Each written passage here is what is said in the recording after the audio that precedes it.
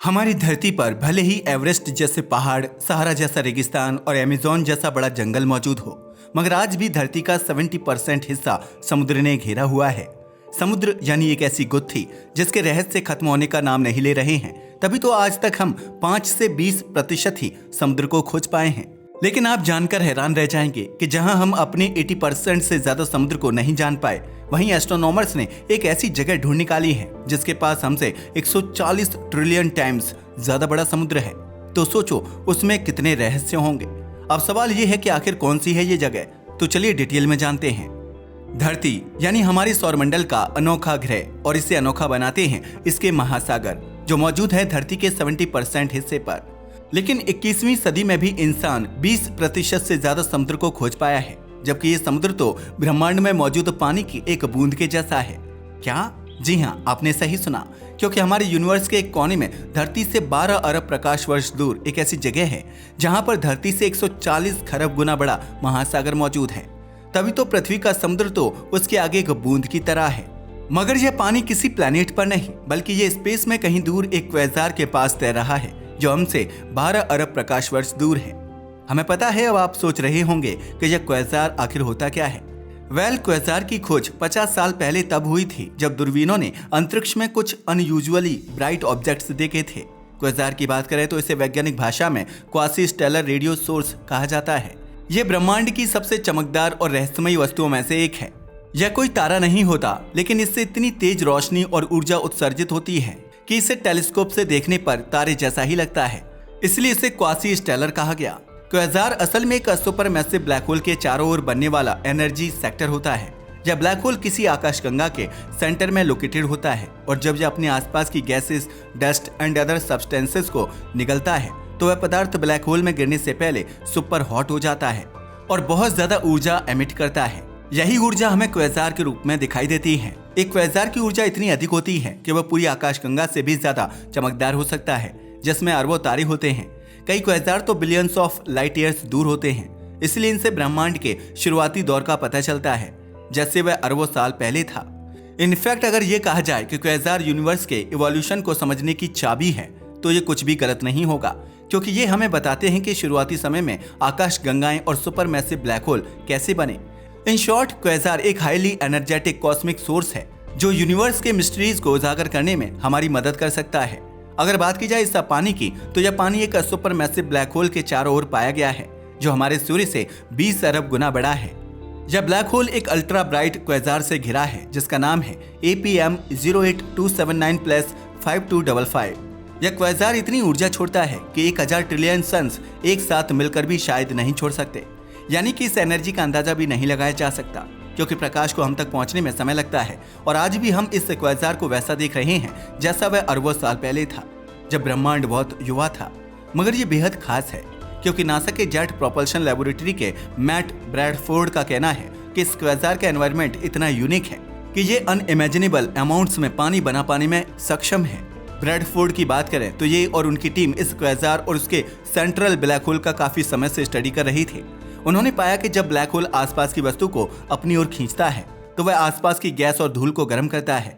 इस प्रक्रिया के कारण बहुत ज्यादा एनर्जी जनरेट होती है और क्वेज़ार के आसपास एक ऐसा क्षेत्र बनता है जहां विभिन्न प्रकार के अणु मौजूद रहते हैं। आप जानकर हैरान रह जाएंगे कि इतनी दूरी पर पहली बार इस प्रकार के अणुओं का पता चला है। यह क्वेज़ार इतनी दूरी पर स्थित है कि इससे आने वाला प्रकाश अरबों साल पहले निकला था। यानी हम जब इसे देखते हैं तो असल में ब्रह्मांड के बहुत ही शुरुआती दौर की झलक देख रहे होते हैं। यही कारण है कि साइंटिस्ट्स क्वेज़ार का अध्ययन करके यह समझने की कोशिश करते हैं कि initial state of the universe कैसी थी। असल में कुछ क्वेज़ार इतने शक्तिशाली होते हैं कि वे इतनी तेज ऊर्जा छोड़ते हैं कि उससे आसपास के इंटरगैलेक्टिक क्षेत्र तक प्रभावित हो सकते हैं और संभावित रूप से ब्रह्मांड के कुछ हिस्सों की संरचना को भी बदल सकते हैं। अब बात करते हैं उस स्पेस वाटर यानी जलवाष्प की, जिसकी खोज ने वैज्ञानिकों को चौंका दिया था। दरअसल जब एस्ट्रोनॉमर्स ने इसे पहली बार देखा तो यह जलवाष्प क्वेज़ार के चारों ओर एक बहुत विशाल क्षेत्र में फैली हुई थी।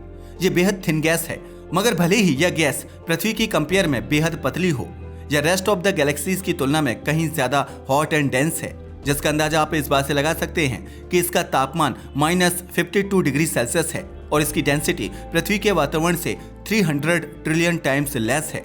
मगर अब सवाल ये है कि इतना थिन गैस भी उस एरिया में गर्म क्यों है?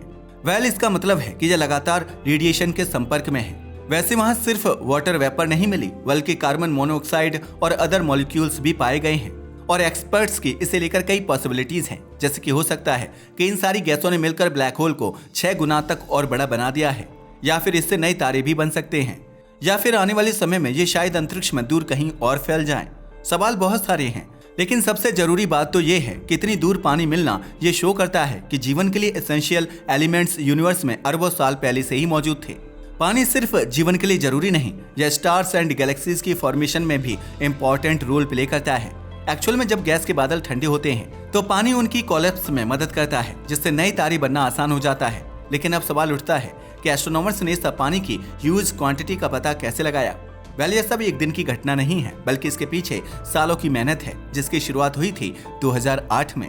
सन 2008 में ब्रैडफोर्ड की टीम ने Z-SPACE नामक इक्विपमेंट की मदद से स्पेस में पानी खोजने की शुरुआत की थी। और यह इक्विपमेंट हवाई द्वीप में मौजूद एक दूरबीन से जुड़ा हुआ था, जो 10 मीटर की थी। इसके अलावा उन्होंने कारमा नाम की रेडियो एंटीना प्रणाली का भी इस्तेमाल किया, जो माउंटेन्स ऑफ कैलिफोर्निया में लोकेटेड है। आपकी जानकारी के लिए बता दें कि एक नहीं बल्कि कई टीम स्पेस में पानी खोज रही थी। एक ऐसी ही टीम फ्रांस में मौजूद थी। जी हाँ, इसी समय दूसरी टीम ने फ्रांस के एल्प्स में मौजूद दूरबीन से पानी खोजने की कोशिश की, और आखिरकार 2010 में इस दूसरी टीम को एक छोटा संकेत मिला, और यह संकेत था पानी की मौजूदगी का। इसके बाद ब्रैडफोर्ड की टीम को और भी संकेत मिले, और तब जाकर उन्होंने कंफर्मेशन दी कि वाकई में वहां पर बहुत बड़ी मात्रा में पानी मौजूद है। लेकिन अब सवाल यह उठता है कि क्या स्पेस में केवल यहीं पर पानी मौजूद है? जी नहीं, यह अकेला मामला नहीं है। वैज्ञानिकों ने हाल ही में यह भी पाया है कि मंगल ग्रह की सतह के नीचे भी भारी मात्रा में तरल पानी मौजूद है। आप जानकर हैरान रह जाएंगे कि उम्मीद लगाई जा रही है कि इन फ्यूचर एस्ट्रोनॉट इस पानी का उपयोग कर सकते हैं, या हो सकता है कि इस पानी के सहारे वो शायद मंगल को एक स्थायी घर भी बना सकें। वैसे आप जानकर हैरान रह जाएंगे कि स्पेस में मौजूद पानी का मतलब लेक, नदी, तालाब या समुद्र नहीं है। जी हाँ, आपने सही सुना। एक्चुअल में यह पानी लेक्स और ओशंस की तरह इजी नहीं है। ये बहुत गहराई में दफन है, और ये गहराई कितनी ज्यादा है इसका अंदाजा आप इस बात से लगा सकते हो कि वहां तक हमारी एग्जिस्टिंग टेक्नोलॉजी नहीं पहुंच सकती। अगर मंगल के पानी की बात करें तो इसका पता साइंटिस्ट्स ने मार्स इनसाइट लैंडर के जरिए किया, जिसने कुछ स्ट्रेंज साइज्मिक सिग्नल्स को एनालिसिस किया, जिससे अनुमान लगाया गया कि वहां नीचे पानी मौजूद है। मंगल के बाद आती है चांद की बारी, क्योंकि चांद पर भी पानी है, लेकिन वह जमे हुए रूप में है। ये बर्फ पोलर शेडोड रीजन्स में गहराई में दबी हुई है, जहां सूरज की किरणें कभी नहीं पहुंचती। पानी का रहस्य केवल मंगल और चांद तक लिमिटेड नहीं है, बल्कि ये एनसेलेडस यानी शनि के लिटिल मून पर भी है। अगर एनसेलेडस की बात की जाए तो इसका व्यास लगभग 504 किलोमीटर है। ये पृथ्वी के चंद्रमा से तो छोटा है, लेकिन इसका आकार इतना बड़ा है कि यह यूरोप के किसी छोटे देश के बराबर हो सकता है। वैसे जब नासा का कैसिनी अंतरिक्ष यान शनि तक पहुंचा तो वैज्ञानिकों को उम्मीद थी कि एनसेलेडस एक स्नोई डिजर्टेड यानी कि सुनसान प्लेस होगा, लेकिन उन्होंने देखा कि वहां के साउथ पोल से बर्फ और पानी के भाप के बड़े बड़े फव्वारे निकल रहे थे। इसका मतलब है कि उसकी सतह के नीचे एक गहरा महासागर छुपा है, जो मौजूद है चट्टानी कोर और जमी हुई सतह के बीच में। चाहे जो भी हो, ये खोजें दिखाती हैं कि पानी ब्रह्मांड में हर जगह है, और आज से नहीं बल्कि बहुत पहले से। इन शॉर्ट कहें तो शायद एसेंशियल थिंग्स फॉर लाइफ और हमारी ओरिजिन स्टोरी कहीं ज्यादा ओल्ड एंड वाइड स्प्रेड है, जितना हमने कभी सोचा भी नहीं था। ऐसा माना जाता है कि एनसेलेडस पर एक एक्टिव ओशन मौजूद है, जो लगातार सक्रिय रहता है, और यही विशेषता इसे अंतरिक्ष खोज के लिए सबसे उपयुक्त बनाती है। इसके बाद लाइन में हमारे पास यूरोपा भी है। यूरोपा यानी बृहस्पति का एक चंद्रमा। यूरोपा भी बाहरी जीवन की तलाश के लिए सबसे आशाजनक स्थानों में से एक माना जाता है। ऐसा इसलिए क्योंकि यूरोपा के पास एक विशाल नमकीन पानी का महासागर है, जो प्रेडिक्टिवली 64 से 168 किलोमीटर गहरा हो सकता है। इसका मतलब यह है कि इसमें पृथ्वी के सभी महासागरों से ज्यादा पानी हो सकता है। लेकिन इसमें एक बड़ी चुनौती है। यह महासागर एक मोटी बर्फ की परत के नीचे छिपा हुआ है, जो साइंटिस्ट्स के अनुसार 16 से 32 किलोमीटर मोटी हो सकती है। बट अब एक सबसे बड़ा सवाल यह है कि यूरोपा का महासागर तरल रूप में कैसे बना रहता है। इसका कारण है टाइडल फोर्सेस। बृहस्पति के पास ग्रेविटेशनल टाइडल फोर्स है, जिसकी वजह से पावरफुल स्ट्रेच यूरोपा को पुल्स एंड प्रेशराइज करता है, जिससे फ्रिक्शन उत्पन्न होता है। ये फ्रिक्शन अंदरूनी हिस्से को गर्म रखता है और महासागर को पूरी तरह जमने से रोकता है।